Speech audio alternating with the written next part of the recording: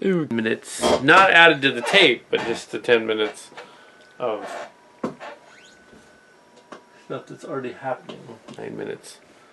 Yes, so what else do you want to know? I mean, you know, here I am.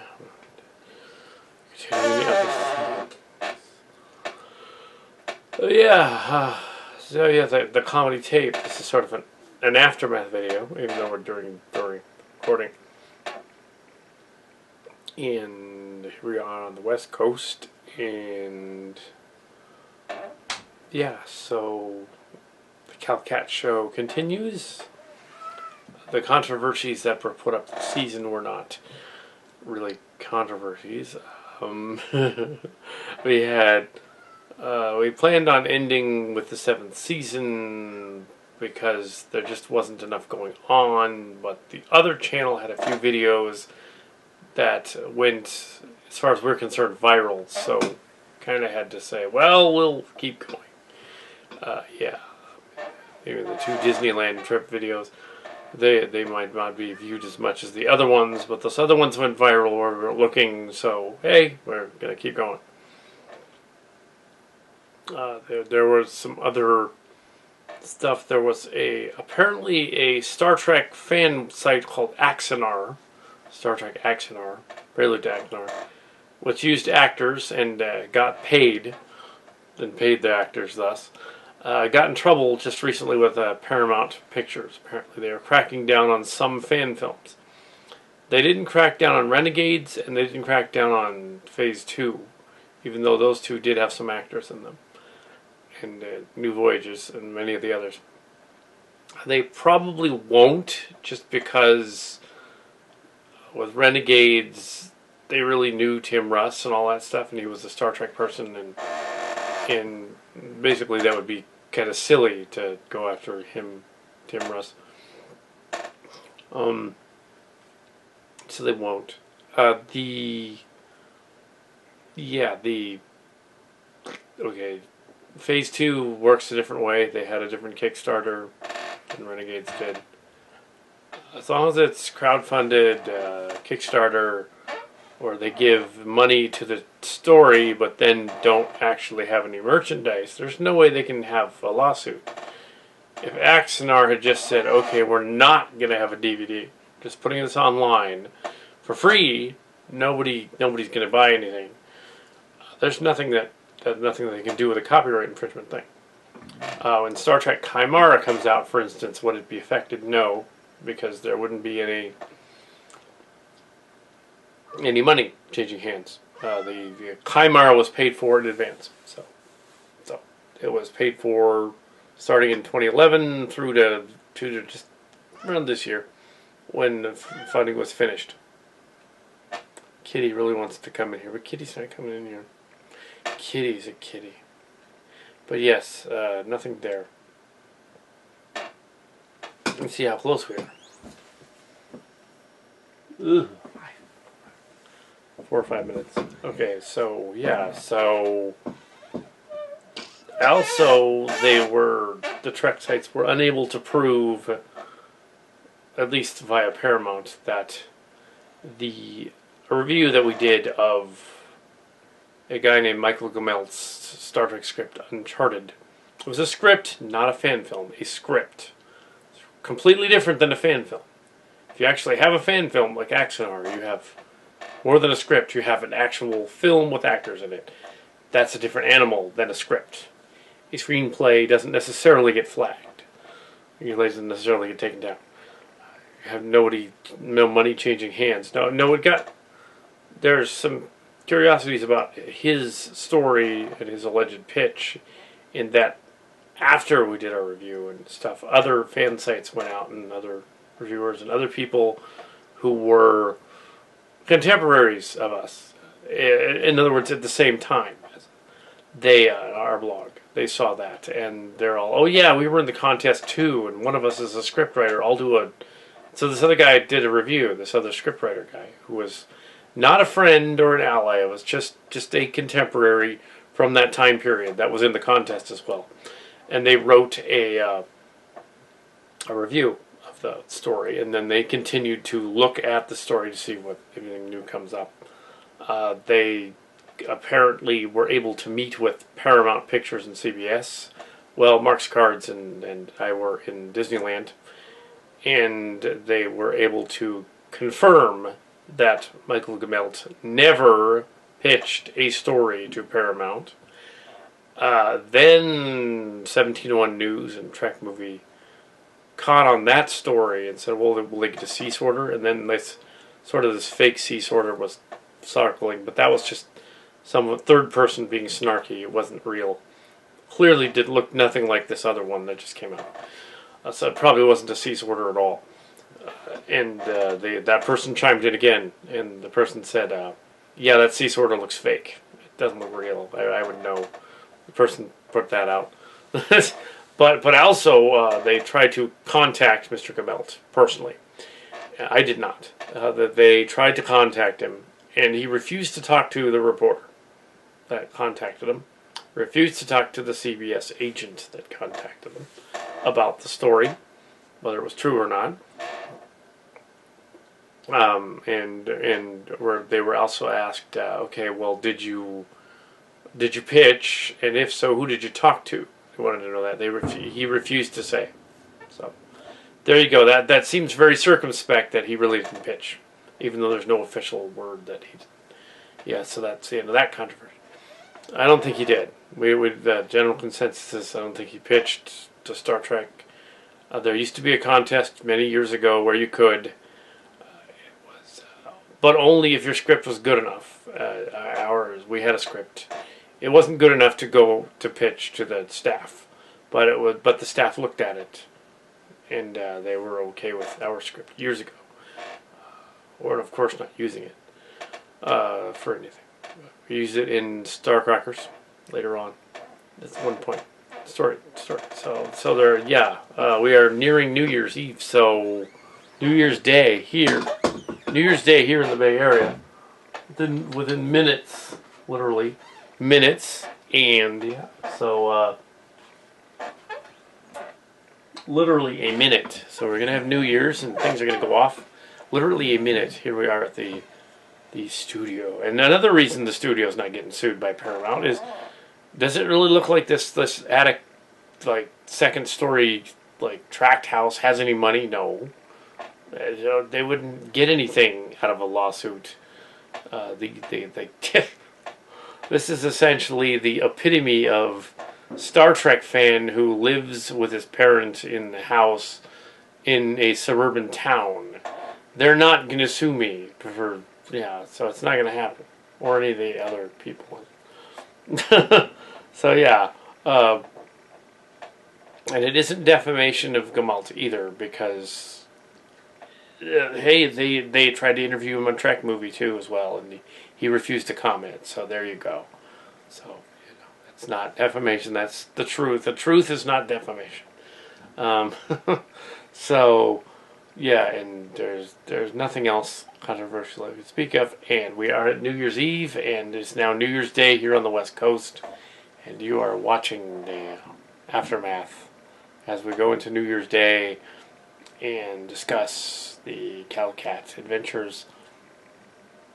So, yeah, the other two things, 2 more seasons. That means that 2016 and 2017. So year 2016, year 2017, up to 2018 to get renewed again. So Calcat show continues.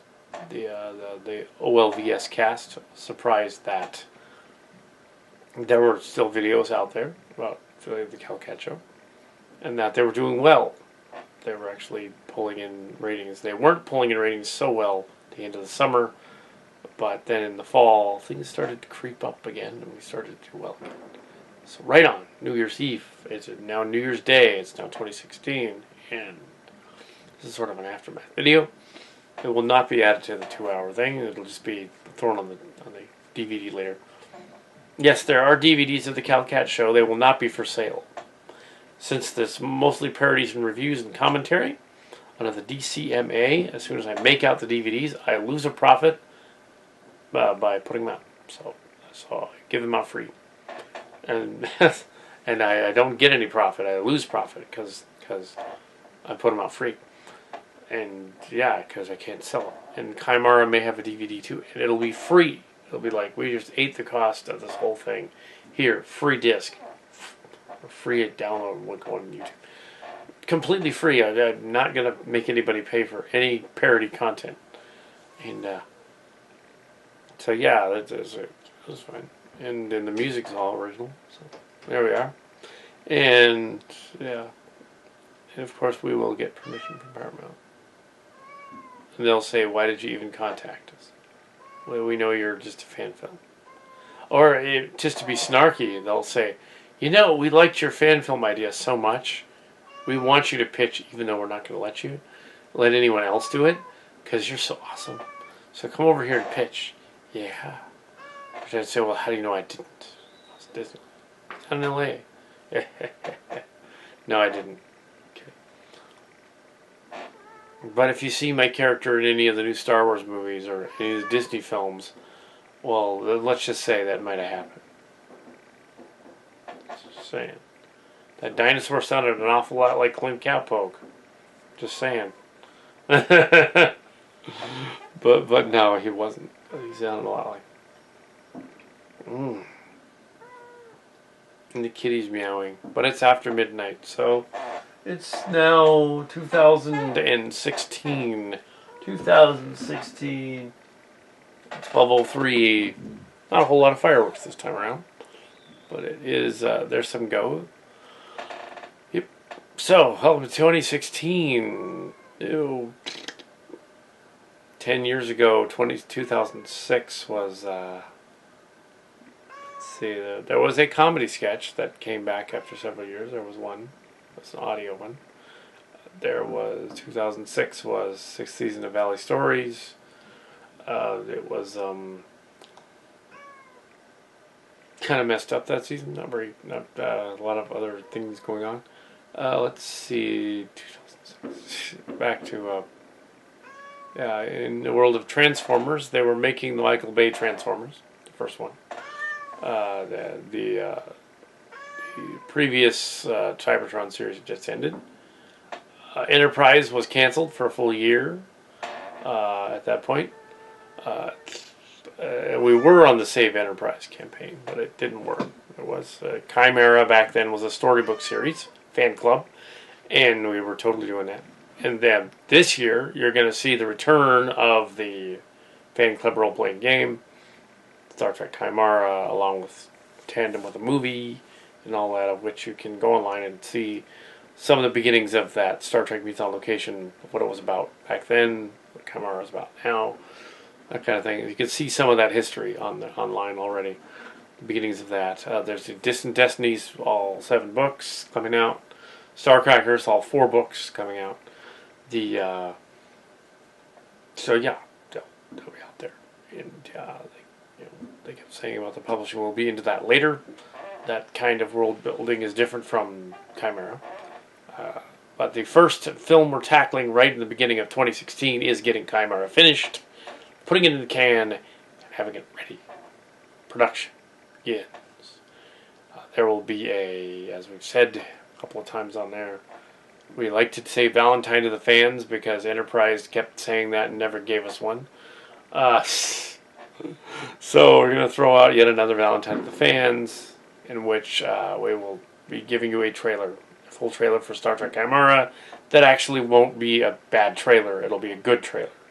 So yeah, we usually give you a good trailer, and our full-on trailer will be awesome. Just got to film and shoot a bit more of the special effects before we can show you that trailer. We got to put the special effects and put it all together.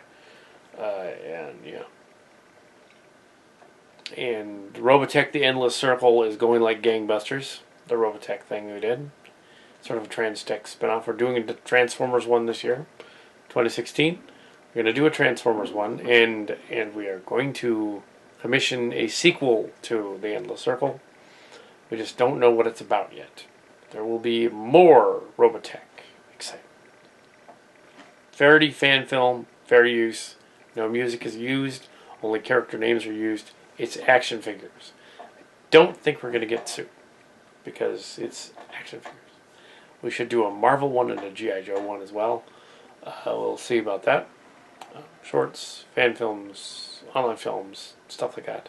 And of course, next September, late in 2016, we will be launching Star Trek Chimera, the series.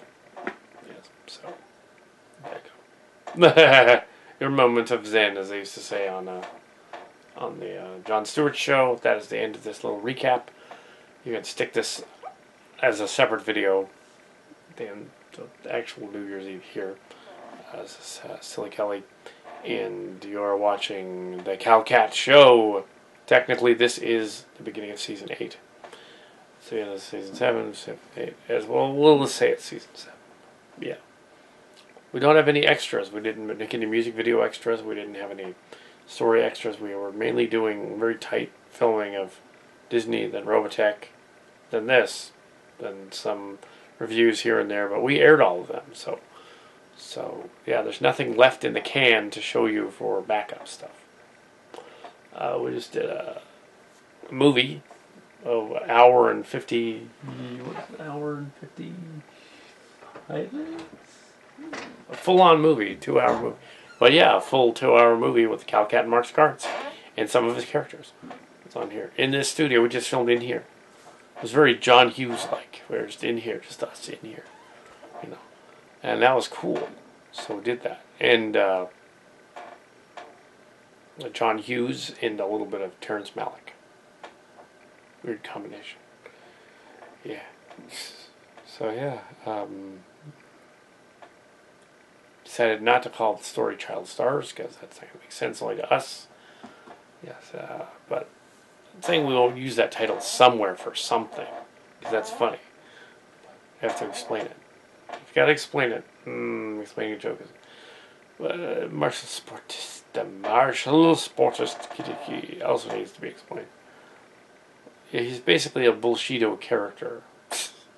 That's what the Bullshido.org calls the kid. Yes, and although yeah, the Bullshido. Yeah, I'm gonna go in a minute, but on the subject of Bullshido, it's interesting that the cult, the martial art cult, thought that their former company president was posting on that website a guy named AG, initials AG. However, the G, not AB, AG. And he never was. He was actually a cult master. He's the other guy. He was never posting. The yeoman character was actually a guy named WH. Initials. And also, yeah. Yeah, so there you go. So, Bullshido is a parody of Bushido, in which they're basically saying this is a phony martial art. Bushido. They're insulting Bushido, but the website is insulting bad martial artists of any kind, any stripe. So martial sportists they call them. And yeah, so we decided to take that name and run with it. We will be at, it looks like we're going to be at Baycon. I think that's the next big thing. The next big thing may be another Time Tunnel toy before that. But we're going to be, it's another Time Tunnel toy, then Baycon. No, it's Big Wow. Big Wow and then Baycon. Time Tunnel, Big Wow, and Baycon. And probably not Fanime this year, unless there's some reason to go over to Fanime. Unless we could do the Fanime the last day, I guess. But we'll see what happens there. The Fanime thing going back and forth is just like several hours on the train, and it's not really worth it unless there's. It depends on what the other one has, and it's sci-fi this year, so it'll be on hand at the booths and stuff. So, it'll be different. We'd like to have Mark's cards come to that. We'll see what's going on if he does or not. That would be very interesting to actually have us both there and doing stuff, and maybe somebody will have a panel that's really small, and we can somehow get on that panel or help it out or something. Hire us. Well, volunteer us. Yeah. Because we're bloggers now. We're blog celebrities. That's cool. Yeah, so they can take us for that. But yeah, self-publishing is not that hard. I'll go into that later. Yeah, so anyway, we are definitely going over time here with this recap of the year. Yeah, we're going into Oscars later. And February 28th is the Oscars. And other things. Yeah.